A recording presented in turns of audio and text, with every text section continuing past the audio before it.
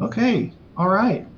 Well, hello everyone. Thank you so much for joining us this evening. My name is Sam Jack, and I'm a librarian at Newton Public Library.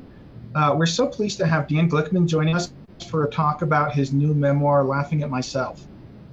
Before we start the program proper, I'd just like to put in a quick plug for Newton Public Library. For those of you who may not be familiar, we host monthly series of which this is a part that's about Kansas history, local history, family history, those kind of topics. And that's on the third, usually on the third Tuesday, this time the third Thursday of each month. And then on the fourth Tuesday of each month, we host photography-related programs. And right now, all of our programs, except for book discussions, are online only. But even when we go back to holding them in person, we're planning to continue with live streams. So I hope you can keep joining us. And you can go to our website, newtonplks.org, and click on the newsletter sign-up link to get signed up for updates and announcements about programs, as well as everything else that we do and offer at the library. Now, with that out of the way, I'd like to briefly, this program is all about Mr. Glickman here, so just real briefly, Dan Glickman, many or most Kansans, I think, are familiar with him. A long career as a U.S. Congressman, followed by U.S. Secretary of Agriculture under President Bill Clinton, and then head of the Motion Picture Association of America. So an amazing and varied career in public service. Mr. Glickman, thank you so much for being with us. Well, Sam, I'm delighted to be with you today, and the folks in Harvey County and whoever else is watching. Yeah, absolutely. Well, so I guess we talked a bit before things got going, and I think that what we're going to do actually, usually we have the talk and then a Q&A, but Mr. Glickman wanted to just go ahead and throw it open to questions. So if you all have questions for him, you can in the Zoom, you can type them in the, down at the bottom, there's a little Q&A logo and letters. You can click on that and type your questions in there. Those of you watching on Facebook, I've got Facebook up on my phone, so you can type them there, and I'll be looking at both, and I'll pose the questions you have to Mr. Glickman.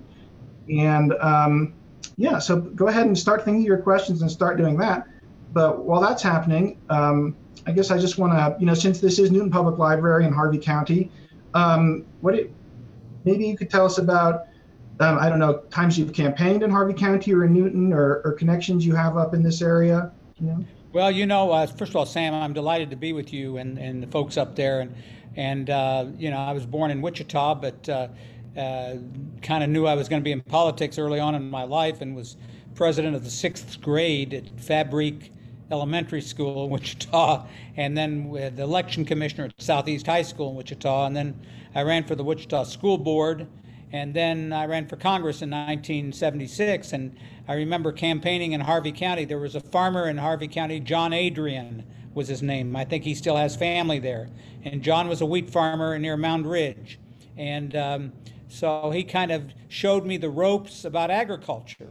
And it was his leadership that got me really interested in farming and farmers and agriculture issues, and ultimately led to me being on the Agriculture Committee in Congress, and ultimately led me to being Secretary of Agriculture. And so you could kind of say the Harvey County experience and my friendship with John and others in Harvey County was very, very important. And the number of times I came up to the college in Newton, and so I just remember fondly my days there. And actually, when I first ran for Congress in 1976, I ran against, I don't know if people in the audience remember, a popular Republican incumbent whose name was Garner Shriver. And he was from Wichita, and I made the judgment that I was going to spend much, if not most of my time in the counties outside of Sedgwick County, which was Reno and Harvey and McPherson and Kingman and Sumner counties at that time. The districts changed to some degree, the 4th district. And it was those counties that pulled me over the top. I think I just barely lost Wichita, but I carried the rural counties and the smaller communities. And so I was always very proud of that. And that led to my service on the Agriculture Committee, and then at the Department of Agriculture, and a lot of other things just followed from there. Wow, that's interesting. You know, that's given your party affiliation, that's different than the pattern today with you carrying the more rural parts and then a Republican with the more urban parts of the district, which kind of goes in with a question that came in from Sue. Washington, D.C. is so partisan today. How do we change that? If I had that magic answer, I probably would have gone back and run for office again. Although that's not in the cards, I assure everybody. But you know, we've always had partisanship in politics, and some partisanship is healthy. You want people of different political views being able to challenge each other. But I would have to say that today we are just so much more. The partisanship is much more toxic. And the parties are not willing to sit down and compromise very much. And politics has become more of a game of power than it is a game of getting things done. Game is probably the wrong word.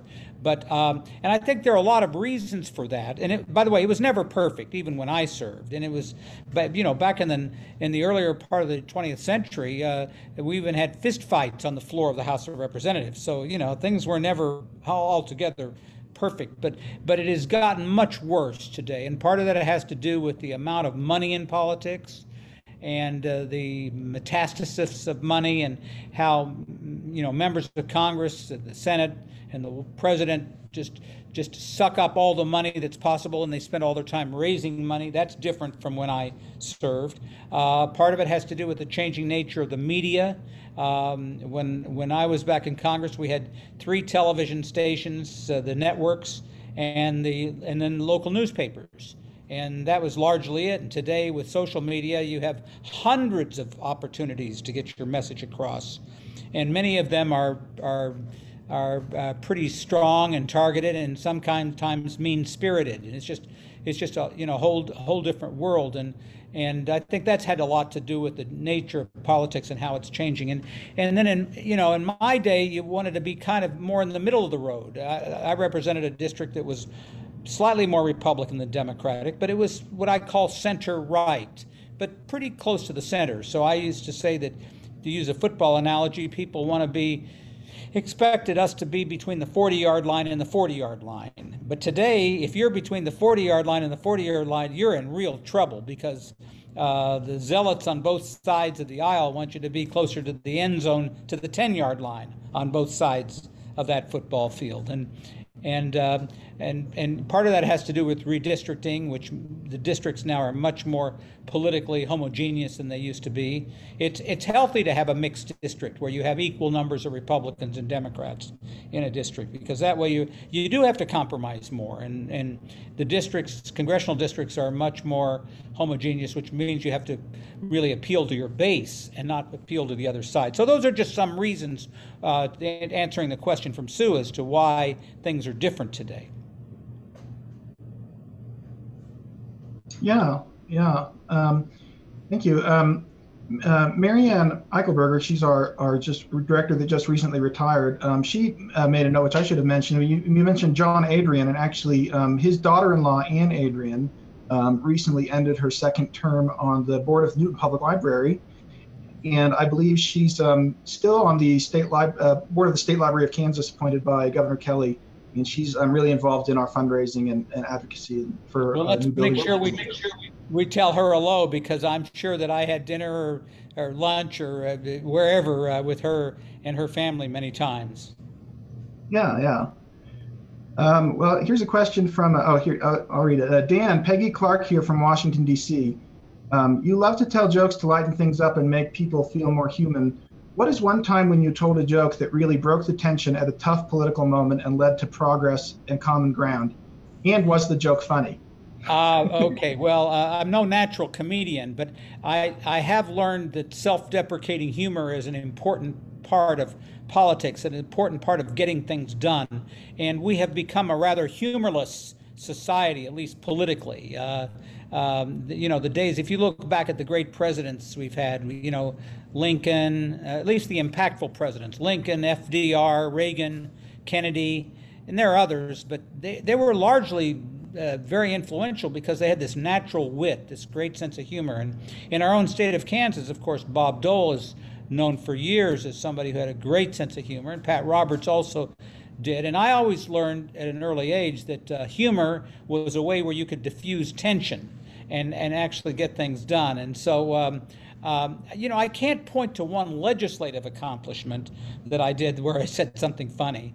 By the way, I've said some things that I thought were funny that people didn't laugh at. I tried my best not to get people to take offense at my humor, so I would never try to be a bullying type of humor or make fun of people who perhaps had imperfections in their life, kind of like our former president did. I did not have that same sense of humor as he did. But there were a lot of times when I had political difficulties and political troubles, and I would sometimes sing a song. I used to think I had this great voice, but nobody else thought I had a voice. One time I sang to a Democratic caucus in the House, and there was a massive walkout. They all walked out. About 220 members of Congress walked out as I was singing, which I didn't think was funny, but they did. But I think it's more a question of tone. I've learned that bitterness and building walls as opposed to bridges was not a way to get things done. And I guess that's the best way to answer the question. Thank you. And I do know Bob Dole, he wrote a book called Great Presidential Wit, which I believe I've seen on the shelf at our library. So he was a big fan of that. And he was 98 years old yesterday, and it's interesting. He's suffered dramatically as part of his wartime wounds, but he had this great wit and this kind of it was a little more biting, his wit, than mine was, but he used humor as in a lot of ways to get things done in the Senate as a Senate leader, and I think that was an important part of his success. Yeah, and I did note in the book that you said that you listed him as a character reference when you were being considered for the MPAA chief job. So that speaks to the relationship. It was funny, I thought about running against Dole many times, and every time I kind of got to the edge and the brink, and probably my better thoughts got in touch with me, and either somebody in my family or somebody said, "Great idea, Glickman, but you can't win." And so I never ran against him, but we had our political spats, but it was rarely ever personal, and that's when I applied for. Without his help, I wouldn't have been Secretary of Agriculture, because when that's an interesting story that. I had been in Congress and I lost in 1994 in a race where lots of Democrats lost that year. And so then I was asked to be Secretary of Agriculture, but before that happened, the president, Bill Clinton, went to Bob Dole, who was the majority leader, and he said, "Well, what do you think about Glickman?" Because there was an opening there. My predecessor, Mike Espy, had to resign because of alleged ethical improprieties. He was ultimately cleared of all of those. And so Dole was not only a great character reference, but Dole helped push my nomination through the Senate. And I'm not sure that would happen today. Given the viciousness of some of these political battles. Yeah. Elena and Dave ask, what were the pros and cons of each of your public careers, Congressman, Secretary of Agriculture, and then MPAA? And the great thing about being a congressman is that your only loyalty for 2 years is to your constituents. So that's your boss. The leadership of Congress is not your boss. You obviously have to defer to your leadership. So you had great personal freedom being a member of Congress. If you're entrepreneurial, you could move in different areas to get things done. And in my case, whether it was agriculture or aviation or other issues, and we can talk more about that later. The downside is you had to run for office every 2 years. You had to be raising money. Even in my early days, I never liked raising money. And the longer I was in Congress, the more money I had to raise, and that was a downside. But the personal freedom was the great thing. When I was Secretary of Agriculture, I had 100,000 people that worked for me. Now, just imagine, there were 100,000 people, and they were all over the country, and they did different things. They were in farm programs. They were in all the feeding programs, the food stamp or SNAP programs, school lunch, women, infant, children. Then the U.S. Forest Service was the largest single employment part of the Department of Agriculture, and I was kind of put into a whole bunch of forest and timber related battles. And Kansas is not known as a forestry state or a timber state. I mean, we're proud of our trees, but it's not the heart of agriculture. And so I had a great diverse portfolio. I had a lot of power in the sense that I could influence decisions that were made mostly by Congress. But I had a boss, and the boss was the president. In many cases, the boss was the Congress, and so. So it was. So I didn't have the freedom that I had when I was in Congress, but I had the authority to get things done. And so I'd say that was the good and the bad. And then when I went to the Motion Picture Association of America, I really had neither the freedom nor the power because I worked for moguls that ran 6 or 7 movie studios. But that, however, gave me the opportunity to meet lots of interesting people and represent the United States around the world in issues involving film and television and the creative community. And it was interesting. When I would travel around the world, you'd think as Secretary of Agriculture, I would have more access to meeting high-level people than any place, but that's not true. It was when I was in the movie industry, or when I was part of the movie industry, I had access everywhere, because what I found was it didn't matter where you lived, even in China or Russia, they loved movies. And so, when I would go and try to lobby them, I would have open-door access much greater than when I was even in the United States government, which showed kind of the influence and power of the culture in this country. But I didn't have a lot of power, and I didn't have a lot of freedom. So, I was with and worked with very interesting people. So that kind of gives you a summary of those 3 major jobs. Yeah, and Barbara on Facebook, or I'll kind of paraphrase. I think if I'm remembering right, I think that when you were named as the MPAA chief, people that didn't follow things that closely were like, oh, he's the former Secretary of Agriculture and now he's the MPAA chief. That's kind of odd. So how did you end up getting involved in the motion picture industry? Well, it was strange. I had been, in Congress and had worked on issues involving the movie industry, including film piracy and intellectual property issues and censorship. And then when I was at the Department of Agriculture, I represented farmers and agriculture in terms of selling our products overseas. So about half of American agricultural products are exported. So when the then head of the motion picture industry, his name was Jack Valenti, and he'd held the job for 35 or 40 years, decided to retire. And I had just left the Department of Agriculture a year or two actually before. He thought that might be a good fit because I was involved in the export markets, and I was comfortable traveling internationally and globally. And my son was in the movie business. My son is a successful film producer in Los Angeles, and my wife had been involved in theatrical stuff, and so it was kind of part of the family. And so the opening appeared, and Mr. Valenti said, "I think Glickman's the guy," and that's how it happened. And I sometimes joke, Sam, that when I was in agriculture, I used to grow popcorn, and then when I was in the movies, I would sell popcorn. So it gets a time.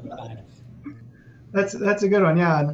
And I also I noticed in your book, well, I hate to steal your joke, but you said that something about Joseph and that he was the previous notable Jewish agriculture administrator, right? Yeah, I've commented that I was the first Jewish Secretary of Agriculture since Joseph served the Pharaoh in ancient Egypt. I may have taken some liberties with that particular phrase, but whatever. Yeah, well, I thought that was funny. Here's a question from Karen Berkeley, and it seemed like this is kind of maybe an inside story. Karen wrote, "It was a privilege to work in your administration. Still enjoying mustard packets?" Yeah, I assume Karen worked at USDA in some way or one of the offices. Of course, we had, like I said, about 100,000 employees, and they were every state in the country, and they worked on farm and conservation issues and rural development and just a whole myriad of things. But anyway, the story is I loved mustard, and people asked me my favorite food, and I'd say it was mustard, and I'd put mustard on anything, even ice cream. I liked mustard, and so. When President Clinton left office, and I, of course, left when he left office, my successor was Ann Veneman, and she was the Secretary of Agriculture in California, and she was President Bush's choice to be Secretary of Agriculture. So I left her some mustard packets in the office desk, and she said she never touched them the entire 4 years she was at the department. Well, I bet that I don't know if there's any domestic mustard farming, but if there is, I'm sure that endeared you to those folks. There probably, we probably didn't support it with federal payments, that's for sure. So let's see here. I thought it was interesting when you said that your first job in Congress was actually running the auto pen machine in Senator Peter Dominic's office. Could you kind of talk about that a bit and what you learned? So I went to law school in Washington, D.C., George Washington University, and I worked part-time for Senator Dominic, who was a Republican senator from Colorado, right outside of Denver. And I was like a flunky. I remember in those days you could walk the halls and look for jobs. Today you can't even enter an office building in the Congress because of all the security issues. But I walked into this office, and it was the office of Senator Dominic, and I said, well, I'm from Kansas. That's right next door to Colorado. So I thought, well, that must be some big thing. By the way, the Kansas Territory used to go all the way to the Rocky Mountains, and Governor Denver of Kansas was what was named the city of Denver, Colorado, was named after, Kansas. I think he was a territorial governor. There may be some historians who know more about it than I do there. So anyway, I went to work there, and I did whatever flunkies do, but one of my jobs was to work the auto pen. So in those days, the mail that would go in and out was not digitized, and it was not computer generated, and it was actual real mail. And so in many cases, when the mail was kind of form, you'd put the letter in, and there was an auto pen that would actually sign his name, and then you'd pull the letter out and you'd put another letter in. And I did that sometimes 3 or 4 hours a day. I could do up to about 600 in a morning or an afternoon when I worked there. So I still remember my days at the auto pen, and when I actually got elected to Congress, we didn't use an auto pen. I think the senators may still use auto pens on occasion, but in the House, I would try to sign all my own mail when I could. Sometimes it was form letters I couldn't, but individually written mail I would try to sign. Yeah. And then I guess, because you said that from a young age you knew you wanted to get into politics. Did that first part-time job on Capitol Hill, did that kind of confirm that yes, this is what I want to do? Yeah, I think I was, like I said, I was always interested in politics, even as a kid. And I remember campaigning with my dad for Jim Pearson, who was a senator from Kansas for 18 years and replaced by Nancy Kassebaum. I was probably kind of more of a moderate Republican in my earlier days than I was a Democrat. But I gradually became more involved in the Democratic Party and liked politics and then and then I worked on Capitol Hill, and I liked it even more. And then ultimately, after going to law school, I came back to Kansas, practiced law, but knew I wanted to always run for office. I think that was always in the back of my mind. And I might just mention back then, I was a Democrat in a Republican state, but it wasn't a right-wing Republican state. It was what I call a center Republican state. It was the, Dole, Kassebaum, Senator Pearson. There were others, and it was a different kind of Republican Party than we often see today. Not every Republican is to the far right, but certainly a lot more Republicans are to the far right today than they were back when I served. Yeah, Carolyn asked, kind of following on this, did you actually read and respond to constituents' mail? I get the feeling all my responses are forms now and don't really matter. You know, it's crazy. I did read a lot of the mail personally. In fact, I talk in the book about I'd come into the office on Saturday mornings, and the mail would be there, and there may be 300 or 400 letters and newspapers, and I would open all the mail by hand. It would drive my staff crazy because sometimes I would take the envelopes and throw them in a different place than the mail was, and so they couldn't find the envelopes where the return address was. But I would open the mail, and I found that when I read the mail as it was coming in, I could get a better sense of what people had on their mind, and it gave me a better feeling of what their concerns were. And I didn't read every piece of mail, and we did have some form letters back then. But it is true that today so much of the mail that comes into Congress is digitized form letters, and they're not going to get personal answers. There are still, most members of Congress will read their mail, but if it's a form content, I guarantee it's not going to be individually read. You might get a report from your staff. Well, there are 800 people in favor of this and 800 people against this. Phil asked, are the wind farms in Kansas harmful for any of the lands where they're found? Wonder if that was an issue that came up during your time as Secretary of Agriculture. Now, wind power was not an issue, but I have to tell you, so I hadn't realized the extent of wind power in Kansas until I was home, I guess, a few years back, and I was campaigning for this young man, James Thompson, who ran for Congress in my seat. And we were down in southern Sedgwick and northern Cowley and maybe Sumner counties, and I just couldn't believe the number of windmills down there, dozens, maybe hundreds, and how it changed the landscape of the land and how it's become a much bigger industry. And I don't know exactly the financial arrangements, but I think that farmers whose land they're on have benefited from them. It's almost like a royalty, like an oil well on the land, except it's big wind power. I know that wind power is somewhat controversial in terms of what its environmental impacts are, but anything in this world where we're trying to reduce the use of carbon, and certainly wind and solar use less carbon than the fossil fuels do, I think is a positive.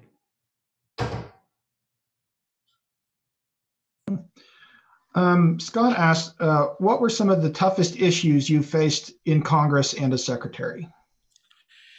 Well, obviously the what I call the social issues, abortion, gun control, those were tough issues because you could never satisfy, you could satisfy your base, but you could never satisfy the other side. And it was one of the reasons why I lost in 1994 is because I took a more progressive stance on both of those issues, and I was in part defeated because of that. But I don't know, issues of war and peace. When we went to war in Iraq, that was a big personal conflict issue for me. I really wrestled with that.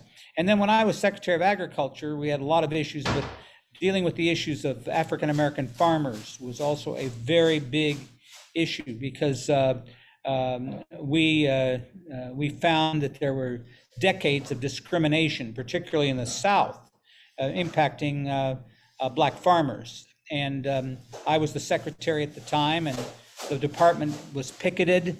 We had lots of tense battles, but ultimately, with President Clinton's backing, we settled a lot of these cases in a case called Pickford versus Glickman. My name's still on that case, and I write a big chapter about that in the book. And that was probably the toughest single issue I faced, was traveling throughout the South and looking at and listening to the stories of African American farmers and generations of past farmers who felt that their lands were improperly taken from them and that farm programs were not being administered fairly. That issue is still going on today, although there's, interestingly, a slight uptick in the number of minority farmers, particularly as we deal with issues involving farmers markets, direct to consumer marketing, more production of fresh fruits and vegetables than there was before. But that was, I'd say that was probably the biggest issue I faced. There are a lot of big political issues, and I talk a lot about them in the book, but those are some of the big ones. And I think that there was an excerpt that was published on Salon.com, I believe, that you talk about somebody threw a cream pie at you and things like that. Yeah, I was it was a tofu cream pie, not just a regular cream pie. And it was a protester called me a pimp for the meat industry and threw a tofu cream pie. Like, after all, tofu is not meat. It's basically a soy-based derivative product.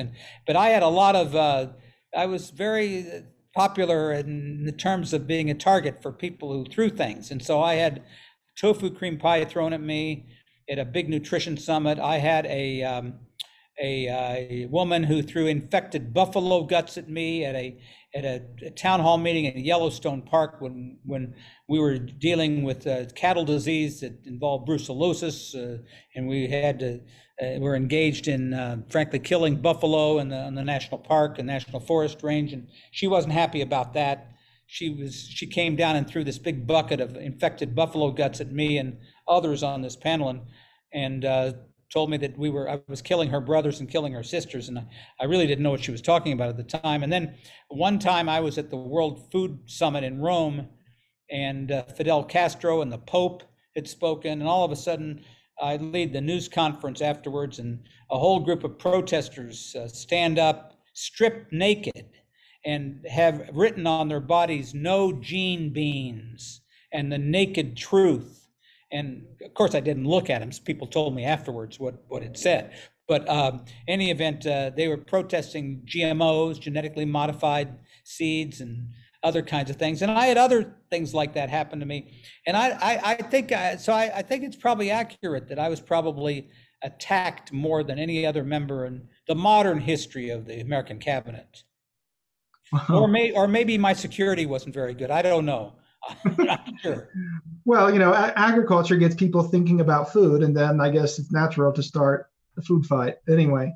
But I think the buffalo guts would be a little bit harder to laugh off than some of the others. That sounds pretty well. Actually, gross. When they threw the buffalo guts at me, I never forget it because you can get a disease called undulant fever. It's a little bit like malaria that you can get from infected buffalo guts. And so I was thinking, why did I take this job as secretary and go to Montana and have to deal with that? And I asked my security if they had any Clorox or any Purell or something. And we were like at Gardner, Montana, and there was nothing remotely near there. And I was just resigned to the fact that I might get this infectious disease. It didn't happen, thank goodness. Wow. So it's not all private jets and so forth. No. But it's great stories. Nothing else. Yeah. Here's a question from Gina from Kansas City. She wrote, "Most of us have been blessed with the teachings of mentors through our careers. One of mine was our late mutual friend, Jerry Waters. Who did you look to as your mentors, and any special lessons that you learned from them?" Well, I'd say that in addition to family, which were probably my biggest supporters and mentors, father, mother, grandparents, wife, and kids. Even though they were much younger, they were mentors. My debate teacher in high school, her name is Myrn Rowe. She became my campaign manager and my chief of staff for many, many years, and she was a great mentor. She didn't suffer fools. She was tough as heck, but and she was not obsequious to me. She would tell me when I was full of you-know-what. Too many presidents, by the way, have staff around them who just nod and tell them how great they are and how wonderful they are. And the best presidents and the best leaders are people who will willingly take sound and direct advice from their staff people and not get upset, and the staff doesn't have to worry about getting fired when they do that kind of thing. So she was certainly a great mentor to me, and also encouraged me to go on the agriculture committee, and it's the power of teachers, I would say. She was speech, debate, and English teacher at Southeast High School in Wichita, and still lives in Wichita. Her family is from Wellington. So I'd say that she was a great mentor. And then in the House of Representatives, you know, I had mentors on both sides of the aisle that I would look up to and respect. And in those days, you actually used to go down to the floor of the House and listen to the debate, and it was actually substantive, believe it or not. So, you know, all through the other thing is I learned from a lot of mentors is the best trick of all is being able to listen. And you have 2 ears and 1 mouth for a simple reason. You're supposed to listen twice as much as you talk. And so I learned that listening was one of the best tools that I had in terms of making decisions and also being a good politician. Yeah. Let me see here. In I looked at your book in the part where you're talking about your initial, your first campaign for the House when you were facing Garner Shriver, and it was interesting to this campaign ad that you ran on television where the narrator says Garner Shriver has been in Congress for 16 years, and then the narrator says the following is a list of his major legislative accomplishments, and then the screen just goes black for 15 seconds with a drum beat in the background. First of all, do you think that was an effective ad for you? And then do you think that you were taking a risk by running an ad like that? That's a little bit of an edge to it? No? Yeah, it was very effective. But when that ad started to run, my mother called me. She says, he's such a nice man. How could you do this to him? And then I had people would come up to me on the street. They said, I saw your ad, and why are you so mean to this man? And so I called my campaign person who was running the ads. I said, you got to pull the ad. And he said, you're crazy. He said, the ad's the greatest ad in the world. People are talking about this ad. And the juxtaposition of you, this young guy with lots of black hair, running against this older man. And by the way, he was only 62 or 61. And today that seems like a young man to me. It wasn't an older man, but it was very effective. And it was edgy, but it wasn't the kind of mean-spirited ads that you see today in many cases. I mean, what I basically said was he didn't do much. And, I was probably taking some liberties with politics. But then the next few days, he ran an ad, which almost copied verbatim my ad. And it says, here is my experience. And he listed all the jobs that he's had. And then he listed his experience. And then he said, and then this is Glickman's experience, school board. And that was it. And I had a lot of the teachers come to me and says, I think that's a pretty darn good experience. And then when he copied my ad, he validated my ad. And so I'd say that ad, coupled with the fact that I walked 35 to 40,000 homes door to door, were the two factors why I won that election. Yeah, and that's interesting because, as you also say, now a political consultant, if the candidate proposed to spend tons of time knocking doors, the consultant might say, like, what, are you crazy? You've got to be dialing for dollars. Yeah, well, we didn't have cell phones back then. So there was no way to dial for dollars unless you stayed home. You couldn't walk door to door very much. You can still do it in state legislative races, but in a congressional race or a statewide race, there's just no way to do it. But remember that when I ran for Congress the first time, I spent on the entire campaign slightly less than $100,000 in a congressional contested campaign. And my opponent, Garner Shriver, didn't spend much more than me. And you could buy a 30-second spot on Wichita TV for about $125. And today, you'd almost have to raise and spend $100,000 a day in a contested race. And it would cost $3 to $5 million to run a contested race for Congress. And so it just shows you how politics has changed so much. And the kind of door-to-door, people-to-people campaign has been replaced by money and media and that kind of thing. I wonder, during that first campaign, did you think that you were going to win, or what were your thoughts and emotions like as you were deciding to run and then going through this campaign with the outcome? Of course, it's uncertain. I was probably too dumb to know any better, but I thought I was going to win from the beginning, and I thought so because in 1974, 2 years before, Shriver only got 49% of the vote in a three-way race. There was a candidate from Hutchinson, and then there was a city commissioner from Wichita. And so I thought to myself that if the incumbent couldn't break 50%, and it was the Watergate year, so it was a tougher year for a lot of Republicans, but I thought I had a really good chance at running this race. And you know, and most of the people weren't encouraging. My family was pretty encouraging, but a lot of the political pundits thought I was making a big mistake. That's why when you do these things when you're young, you're willing to take a lot more risks than when you get older. Yeah, and then I'm not sure what the total number of campaigns after that was, but was it pretty heated every 2 years in this, because would have been a competitive district, or it actually didn't. How was that? You know, I had a couple of reasonably tough campaigns, but I never scored less than 60% until 1994. I'm sorry, until 1992, and that was a tough race.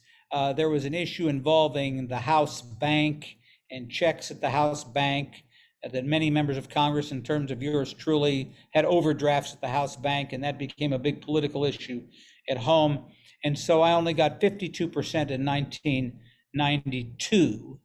And then when I ran the next race, this is when the issues of gun control and abortion became much bigger issues in Wichita. Wichita became a center, in a sense, for the national anti-abortion movement. And I also voted for NAFTA, which was the North American Free Trade Agreement, which was not very popular with a large number of my Democratic union base, because they thought all these jobs were going to be exported to Mexico. So the combination of those things got my 60%ers down to 52%. Then finally, I lost by about 2 or 3%, you know, in 1994. So it was coming. The demographics of the district were changing. It was becoming more conservative. There were fewer Democrats in the district. And as you know, since I left, there has not been a Democratic member of Congress elected in the 4th Congressional District. Right. Here's a question from Sarah. I remember being moved by the documentary, "This film is not yet rated." Do you think it was fair, and did it result in any changes at the MPAA? Okay, so this has to do with when back in the movie industry, one of our big jobs was rating movies. How should a movie be rated? R, PG-13, and you know, what was the process of rating movies fair? Did the industry have too much power over the rating system? Did we give too much freedom to violent movies and not the same kind of freedom to sex in movies? And it was just, and so this fellow Kirby Dick was a producer, and he produced this film. This film has not been rated, which challenged the rating system and said we didn't do it openly and fairly. Mostly they challenged it under my predecessor, Jack Valenti, in terms of the way he ran the rating system. I thought it was reasonably fair. I thought he took liberties with the documentary, which you almost have to do to make a point. I'm going back to my campaign ad against Garner Shriver about the fact that I said he had done nothing over 16 years. Well, you can't, if you want to make a point in the media, you can't be sweet and nice about it. You have to have an edge to yourself. So that movie had an edge to it. And by the way, it caused us to change in the way we implemented the movie rating system, and we made it a lot more fair and open, the process after that movie. So a lot of documentaries have had great impact on public policy, and I think that documentary had some positive impact, even though it wasn't entirely fair. Yeah. Let's see. Elena asked, as a Jewish American former politician, what is your perspective on the continued Israel-Palestine conflict? Well, I was personally glad to see the change in the Israeli government. I thought that Benjamin Netanyahu had kind of outworn his welcome, and he was much too close to President Trump to make me comfortable. And I'm, believe very strongly in a strong Israel that is free from security problems. but certainly there are very deep moral issues involving the Palestinians and their involvement in their own lives and their policy. And it's interesting to note in this last government, in the current government in Israel, the Arab Israelis now have seats in that government, which has never happened before. So, maybe we'll see some positive things happen as a result of that in this post-Netanyahu world. Yeah. Let's see. I guess could you maybe talk a bit about your early life and your family background, some of the stuff that you talk about in the first few chapters of your book? Well, in terms of my grandparents came to this country like so many other immigrants, and my grandfather used to say he was one of the first settlers in Kansas. He settled for 10 cents on the dollar, and it was his big joke. But anyway, he came here and made his way first he peddled scrap iron and rags, and then he ended up in Wichita and he opened a small scrap iron dealership that my father went into, and my dad became successful and went into the oil business, and then we owned the AAA baseball team in Wichita for many years, and so I'd say came from an upper middle class family and had, this was back in the 50s and 60s. It was relatively uncomplicated life, although, the Vietnam War began to encroach on us and it changed a lot of the things that happened in our society. I would say, and I say this in the book, that being a Jewish American, I did not find my religion to be really a hindrance at all. I mean, I in fact, in many cases, I found it to be an asset. Not that there wasn't some degree of anti-Semitism there that I became aware of, but nothing that was very, very significant at all. So it's a good story about the tolerance of the American people. Yeah. Great. Allison asked on Facebook, how long were you working on your new book? How long did it take you to write it? Too long, and that's why I'll never write another one as long as I live. I'm not a very good writer. Although the book is pretty good, even if I say so myself, but I'm a better editor. So I had people helping me, and it's a tough process to write about yourself. Honestly, that's the thing. You read a lot of these books, and I don't think that they're oftentimes terribly authentic or terribly honest. And, I don't talk about all the bad parts of my life, but I also don't, I don't eliminate them in terms of, what happened. And so I'd say it took me about 3 to 4 years to ultimately get this book written. And then I was lucky the University of Kansas Press decided to publish it, because you have to have a publisher. And so it's a good American story, but the title speaks to what the book is about, which is laughing at myself, which is what I try to really impart on this book, that self-deprecating humor is an important part of life, and it's too missing in today's American political world. Yeah. Gary asked, which Glickman in the next generation has the best humor? Well, they all think they do. My son is extraordinarily funny. He's the one that's in the movie business. And he after I lost my seat in '94, and then I had some other issues, he wanted to write a biography of me called Failing Upwards. He said that was the symbol of my career in life. And I'm thinking, how many kids, except a son that's pretty secure, could talk to their dad like that? So, but I don't know. None of my kids are all that terribly interested in politics, to be honest with you. But we'll see. We'll see where they go. And I have 4 grandchildren, and see how they manage it. Yeah. Let's see. And going back again to the end of your book, you kind of talk about these things that you touched on in an earlier in our conversation, about the structural things that have changed that maybe have amped up partisanship. And I know that one issue in Kansas that's coming up, as it is across the country, is the next redistricting following the census. So I don't know, what are your thoughts about redistricting and how that should work, and gerrymandering, and the structural things that you would advocate for to change? Yeah, well, Kansas is probably not a state that has as serious of redistricting issues other than the northeast part of the state, because most of the state is pretty Republican. There are not, on a congressional district, there are not big pockets of Democratic strongholds like you might find in the urban areas or in other parts of the country. Now, in the state legislative races, I think you find much more of that, where redistricting you can certainly see a lot of gerrymandering that goes on. But Kansas is a lot more conservative and a lot more Republican than it was during the days when I was in office. I tell you, one of the issues that really just gets me, I'm just flabbergasted by this, and it's as true in Kansas as it is in everywhere else, and that is the number of people who look at the COVID epidemic and think that vaccinations are a political issue. And I remember the days when my mother took me down to get the polio shot back in the 1950s, and you had to take that shot, as I recall, to go and get into school. You have to be vaccinated in so many things to actually get into school, and these weren't political issues then.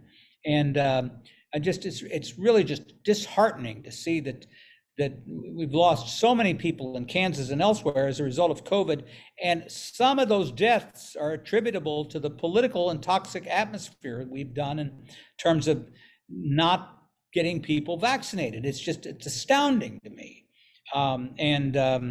Let's hope that we can get with the act and not see this as a political issue. And I even see now that some of the commentators on Fox News, like Sean Hannity and others, are beginning to say you got to get vaccinated because, I don't know what's motivating them, but this belief that there's a conspiracy out there and the vaccinations are part of this conspiracy is just something that's it's certainly not a rational belief.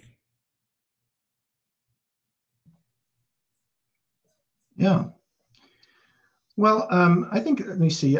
Living your life, in a big chunk of your life anyway, in the public eye the way you have, it does seem like, your successes and your setbacks, they're also in public. So how are you able to manage that, like emotionally or personally, to not get too high or too low when these things are happening to you in the public eye? It's a very good question, and I'm sure I've been impacted by a lot of that, both the high and the low. And I use the example in the book about being the designated survivor as a way to talk about that. So when I was a member of the cabinet, I was the person chosen every year. A member of the cabinet's chosen to stay out, and God forbid, if there's an attack on the Capitol, which unfortunately there was an attack on the Capitol, but if there was some massive attack, at least one member of the cabinet would survive and stay alive. And there was a TV show with Kiefer Sutherland that ABC ran, kind of talking about the same thing. So I was a designated survivor. The Secret Service took me up. I went to New York. They wanted me out of Washington, so I went to visit my daughter, and I had the military escort, the man with the nuclear codes, and everybody with me. And so I was heavily guarded, and for about 45 minutes to an hour and a half, I was conceivably, at least potentially, the most powerful man on the face of the earth. And then once President Clinton finished his speech, and his speeches tended to take about twice as long as what he said he was going to take. So once he finished it, they left, and I decided to stay with my daughter. So we went to dinner that night at a Japanese restaurant in Manhattan, somewhere in New York. And we walk out about midnight. It's a blinding sleet storm, January of 1997, and we were about 12 to 15 blocks away from our house, and there were no cabs, and there was no such thing as Uber or anything like that, ride-sharing services. And we walked back to her apartment in the sleet storm, and I just commented to her. I said, "Amy, 3.5 hours ago, I was potentially the most powerful man on the face of the earth, and we can't even get a cab." And what that taught me in life is that it's like that old Frank Sinatra song, "I've been a poet, a pauper, a pawn, and a king. I've been up and down, And, you know, it's like that's the way life throws you curveballs, and sometimes you're up and sometimes you're down. And the trick is how you deal with that adversity and whether you're resilient or not. And it's not just true with politicians, it's true for anybody. So all I can say is that I guess the factor that's kept me going is resilience, is being able to, but it's not always easy. And trust me, I've been very impacted by a lot of this personally. Yeah. Yeah, well, thank you again. So your book is now available. I guess, where would you suggest people go if they'd like to get a copy of it? Well, it's at the University of Kansas Press. I don't know what their website is, but people can look it up, and it's University of Kansas Press. I know Watermark Books in Wichita has the book, or I don't know if they're out of it or not, but that's another place that I would look for it. And I'm sure there are other independent bookstores. I don't know where people are watching this from. We had an event yesterday at Raven, a virtual event at Raven Bookstores up in Lawrence, Kansas. And so, but I'd say, and of course, Amazon will always be the place of last resort. Yeah, and I should also add we have a copy that it's on order, and we'll be getting it soon. And you can go on our online catalog and put a hold on that, so you can check it out from us. The title again is "Laughing at Myself." And Mr. Glickman, thank you again for taking some time out of your evening to be with us. I think we all really enjoyed it and appreciate it so much. Okay, Sam, thank you. And thanks to all the people who watched tonight.